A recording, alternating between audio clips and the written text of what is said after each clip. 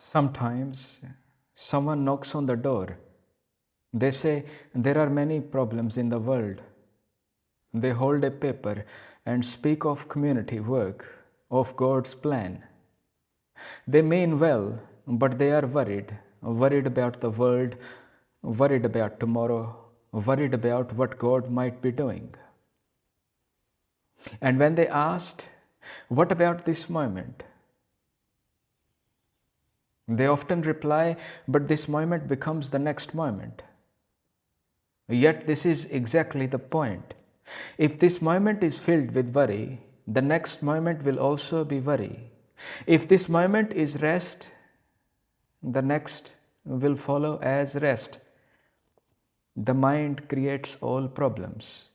Not life itself, not God, not the world, the mind. And all that is happening in the world, the conflict, the divisions, the differences between nations and religions, arises from the same mind. The mind that plans, compares, and separates. Different gods, different plans, different sides, all born from thought, all foreign to the simplicity of life. This planning mind builds nations, writes scriptures, creates systems of control, and then calls the result the world. But it is only the world of thoughts, not the living world, not life as it is. Life is not planning. Life is not divided. Life is not controlled. It simply moves, breathes, unfolds, free of all belief and purpose. If God truly has a plan, then can anyone change it? If it is God's plan, then let it be. Why spend this moment worrying about what cannot be changed? Why spend the living moment imagining the next? If there is a plan, let the plan unfold. You rest. Because the moment one begins planning for God, one begins to act as though one knows better than God. And from that comes fear, and from fear, separation.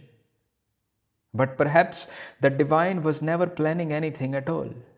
Perhaps life was never a plan, but presence, this, what is already here, unfolding without reason or resistance.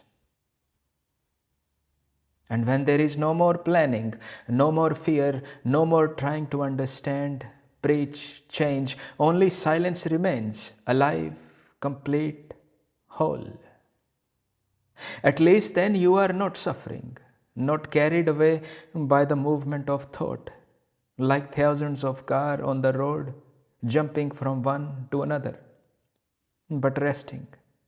Here, in this moment, you can watch the traffic of thoughts from the sky itself, not lost in it, but free.